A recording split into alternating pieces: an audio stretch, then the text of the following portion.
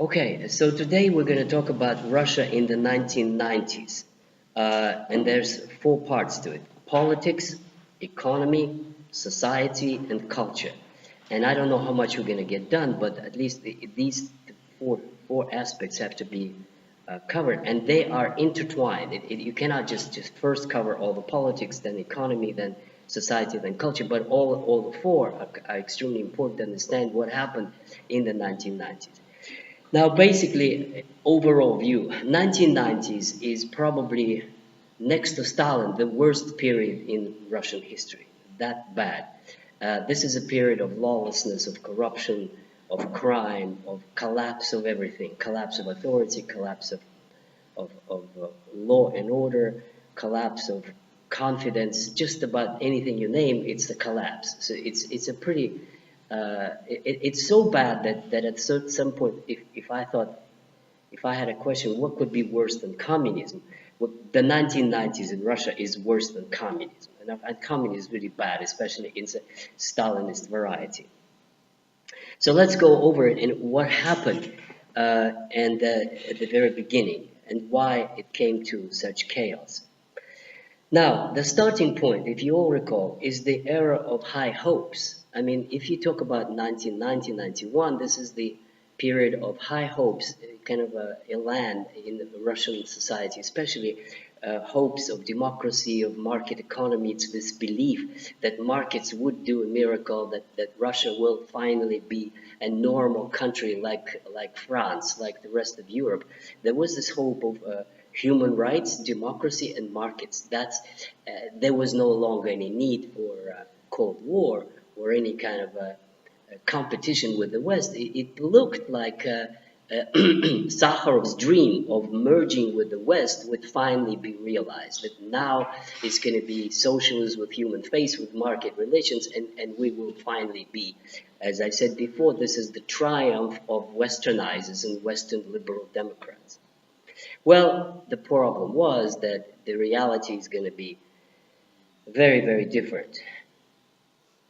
Situation on the ground in 1991 is quite well remembered by most Russians today. It's empty shelves. You have basically no food.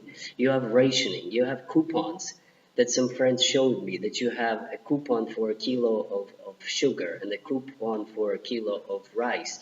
Essentially, markets collapsed because the Soviet distribution system collapsed, and because nothing functions anymore, and there's real food shortages. So it is in this context that you have a team around Yeltsyn. They're quite desperate to do something. And these are liberal reformers, like I described before, that they actually believe in unity with the West, with a new beginning, with liberal reforms. All these are people that are around Yeltsyn. One of them is an economist, Gaidar.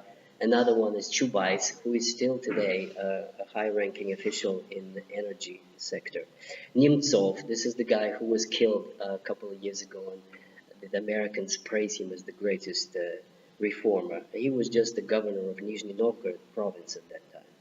Now, all these people are sort of liberal Democrats at that time. They're called there for market reforms, and they sincerely believe that if we do market reforms, Russia would finally turn the page of Soviet experience and become prosperous. Now, behind them are a bunch of Western advisors that are also quite active in Russia in the early 1990s. And I knew some of these people. Jeffrey Sachs is an economics professor at Harvard. Aslund, he's a Swedish economist who I knew very well. In 1993, 94, I was in Russia, and he was working advising Yeltsin. So all these people actually convinced Yeltsin and his team that Russia needs something fast, and they called it shock therapy. That was given to the Russians on the advice of Western advisors. Now, the shock therapy basically was you have to just they call it liberalize the prices, which basically means let market do, just as Adam Smith. Regardless of what it costs, just let market dictate the price. If it's going to, at least the commodities will appear on the shelves if there is a price that corresponds to the supply and demand mechanism. Now, this liberalization happened in January 1992. Actually, I was also at Moscow at the time. I could watch everything unfolding in front of my very eyes. So what basically happened was that indeed the market economy, supply and demand worked, and commodities did appear. But as you can imagine, at very high prices. So you have, peasant markets reopen, and you do have all kinds of food available, but most people couldn't afford it. I mean, that's the problem. So you have immediate stratification on the super rich and the poor. The rich, who have some assets, some savings, some money, can afford to live a normal life, and those that lived on the Soviet salary, the middle class, the vast majority of Soviet people cannot. And that basically means that you have a problem. Let me give you one example that shows the degree of this problem. Uh, no, my aunt was a doctor, and she was very well off. She had, pretty high salary, incredibly high by Soviet standards, of 500 rubles a month. This is very high. A worker, for example, would get 100 rubles. A teacher would get 90 rubles. A professor in the university would get 300 up to 500 rubles. She was a doctor and a famous one, and she got 500 rubles a month, which is really, really high by Soviet standards. So she had savings, and I visited her in 92, and her savings were 5,000 rubles, which is good enough to buy a car. So for that money, you could go buy a car if you wanted to. She didn't need to buy any car. She should have, because she would have saved it. Well, anyway, at the end of 92, for 5,000 rubles, you can buy one chicken. At the beginning of the year, a car. At the end of the year, one chicken. That's all you could buy for 500 rubles.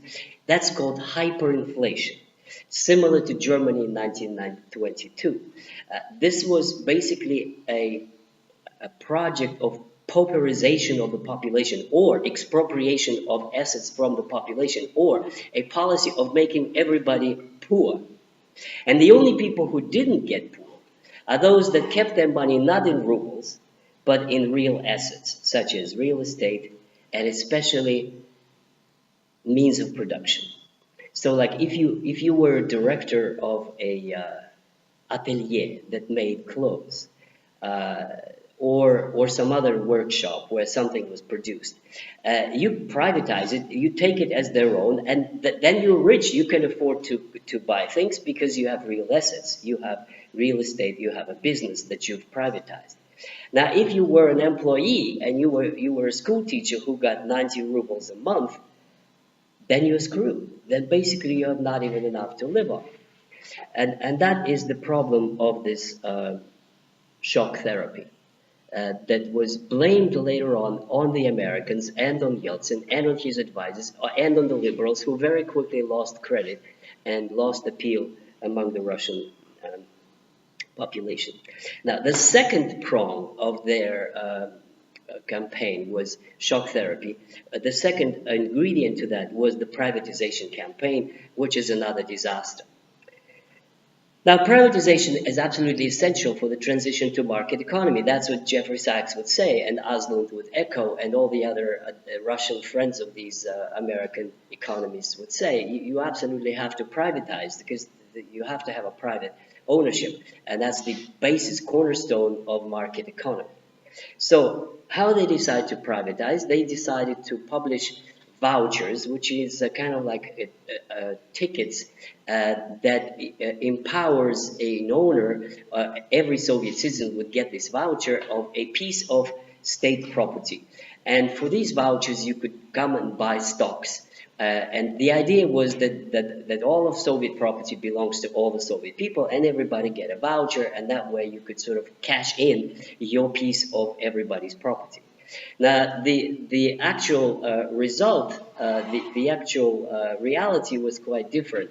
What happened was that the directors of factories would buy up the vouchers from their workers for very cheap, for like almost nothing. The workers would be very happy to get rid of these vouchers who they were not sure what it means and what it would give them, and and they would just basically sell them at nominal value and or less. And then basically what you have within a year or two, you have the Soviet directors of enterprises taking over the means of production into their class, into their own hands. So you have a creation of a new bourgeoisie in Marxist terms, the owners of the means of production, who were the hired hands, who were the directors and the engineers and those others. And now that is an innocent way, but then there was a rough way, and the rough way basically with the gun in hand, you come up to some direction, say you surrender your vouchers to me or else you're dead. And there were many cases that I researched that showed this rough takeover by the means of the factories by the organized criminal gangs, and they were quite well known in the Urals and in Moscow. I mean, basically you have mafia bosses taking over means of production because that's what they want, and if you resist, you're dead. You better surrender it or else. So that's what's going on. You have a rise of criminal oligarchy, and then they were openly even called oligarchs. You have super rich who have basically become the owners of the means of production, which means huge factories that employ thousands of people, aluminum, oil, steel. I mean, the Soviet Union had a pretty huge industry. All of that is now privatized on the advice of American advisors, and privatized to create the new class of owners, except that this class of owners is the owners of thieves, criminal gangs, and oligarchs that have very little to do with democracy. Now, they also do something that is popular, which is privatization of apartments. Now, all apartments in the Soviet Union were state property, and people would rent them and pay very, very little for their living. And Soviet people got used that you pay extremely little for your apartments that theoretically belong to the state. Now, the reformers say it's going to be your private property. You could go and privatize it.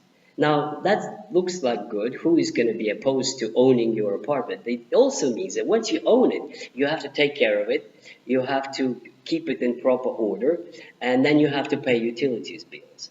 And that reform led again to a stratification. The rich people would privatize and take care of it and actually rent it and make a lot of money. But the normal people wouldn't know what to do with it, and in fact would not be in a hurry to privatize it. And that led to a situation where a lot of times some drunkard guy would sign over something that he wouldn't have any idea what he's signing, and then a bunch of thugs would come and throw him out of his apartment and say, you signed it over, now it's ours. Another problem it led to is that normal people, who even those who privatized their apartments, they didn't know how to pay for the upkeep, because they never did. The state took care of it. So you had a situation which is catastrophic, is that the apartments are more or less taken care of or not, because nobody knows, it's inside the apartments. But the hallways turn into a snake pit. They're dirty, they're ugly, the people are pissing there, they're just graffitis, because nobody's responsible. Nobody takes care of the house as such. Only the apartments are privatized. The rest is supposed to be the people who own the house, but they never did it and never do. And essentially it deteriorates with nobody in charge. And that privatization of apartments turns into another disaster.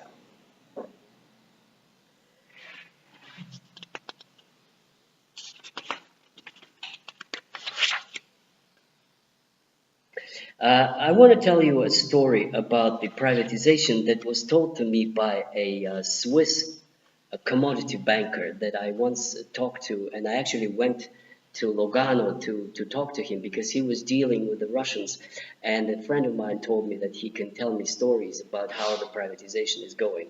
So I cannot name specifics, even though I do know the names and specific companies, but for the public purposes, I shouldn't do that. But the mechanism is important. This Swiss banker told me that he dealt with big Russian heavy industry company that was privatized by essentially a gang of criminals. And he described the way they were dressed and the way they acted and the way they had their, you know, they were not British gentlemen who were doing business and commodity deals in Geneva. So the way it worked is like this: that he would buy this commodity. It's metal, but I can't identify which kind of metal. And they were doing a double accounting for the domestic tax authorities in Russia. Their plant was producing nothing but losses. And they showed all the books that you just said, losses, losses, losses. But then they were actually selling this metal to the commodity trader in Switzerland through what I call a frontline company, front company, which means fake company, which means it would be a company registered in offshore zones, mostly in Cyprus, which I discussed in my article, Making Money, Parking Money Overseas. And the company in Cyprus was you buy it from, you sell it to yourself, except that you sell it to a company registered in Cyprus, and then it's already then you sell it at domestic price, like very little, and then you sell it at the world market price to a Swiss commodity trader, and then it goes to whatever, and that means that you have essentially hundreds of thousands of profits that stay in Cyprus. Cyprus actually becomes in the 1990s the biggest sort of offshore zone for Russian oligarchs. Um, Now, actually, I described these mechanisms in great detail at several other meetings. One of them was an economics forum in Cambridge in 1999, and then also at the Banking Committee hearings of the United States Congress. So all that is pretty much public knowledge. The mechanisms of duping the Russian state and parking money overseas. Now, the estimates were that by 1998, 20 billion, that's a conservative estimate, maybe more, but definitely at least 20 billion of Russian assets were shipped overseas by the new oligarchs.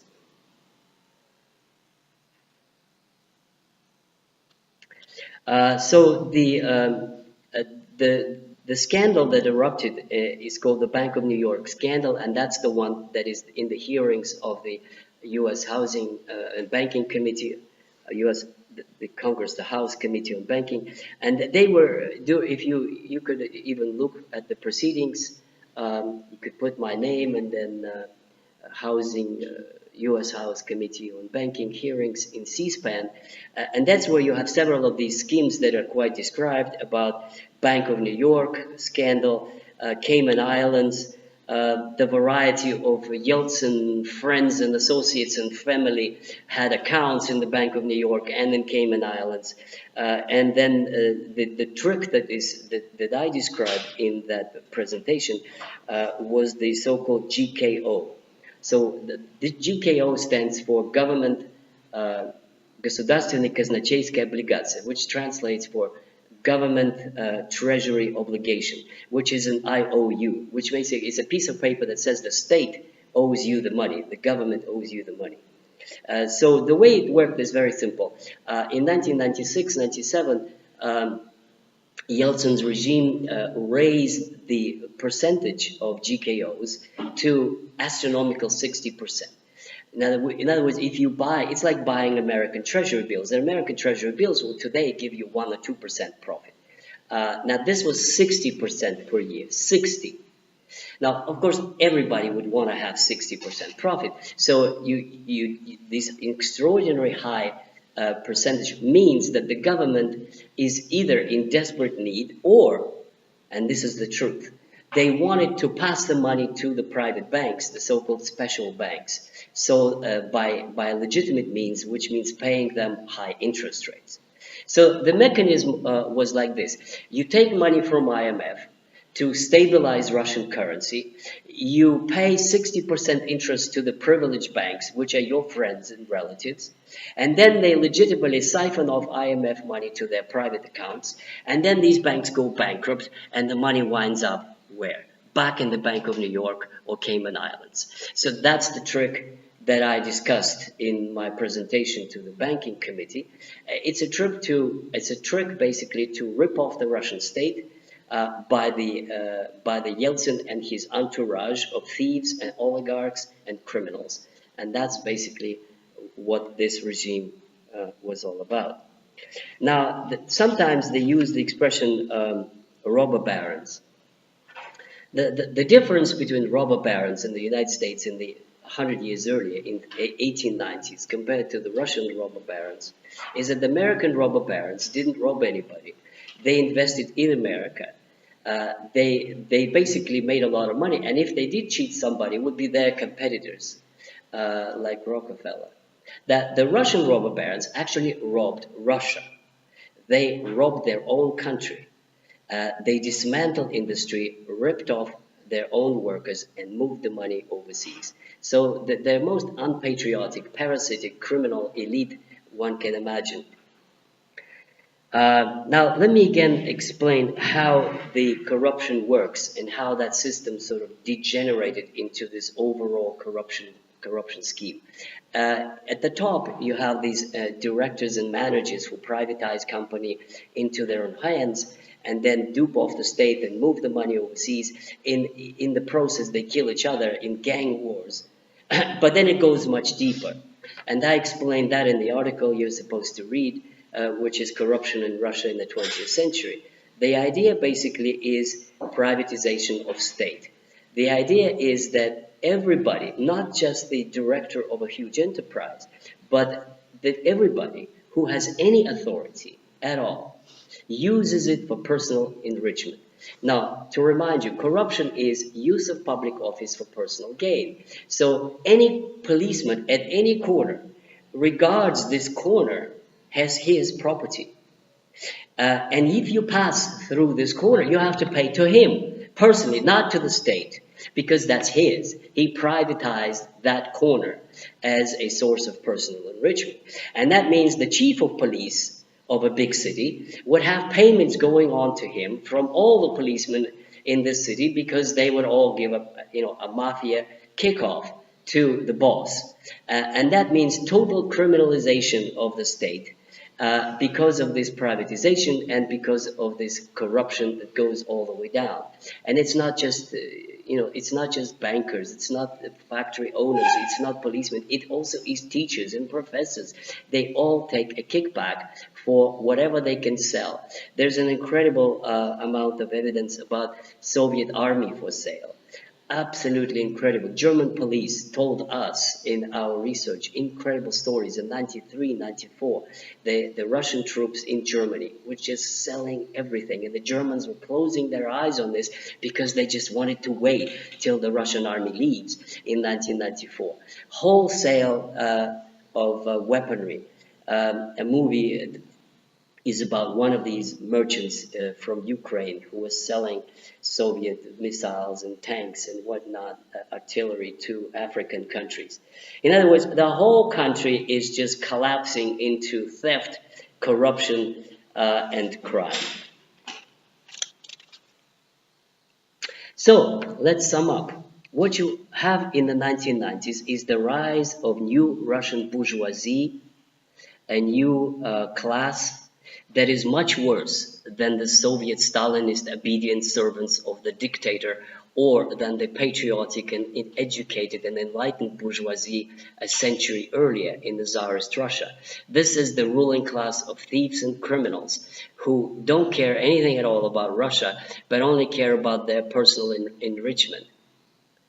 Now, the epitome of this kind of a new king, the boss, is Mr. Berezovsky, Mr. Gusinsky, and the one that is a darling of Western media, Khodorkovsky, who the Western media likes to present as a victim of Putin's injustice. Khodorkovsky is one of those kingpins, is one of those mafia bosses, exactly as the other two, Gusinsky and Berezovsky. Berezovsky was the most important one. By the way, all three of them are Jews. Not that it matters particularly, but the Jews are pretty smart people, and these are the three Jews that really controlled more than half of Russian economy. Now, I have nothing against the Jews, but that is a fact.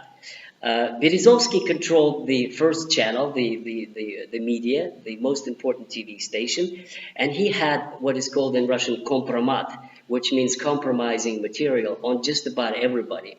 including Yeltsin, and this was the source of his power.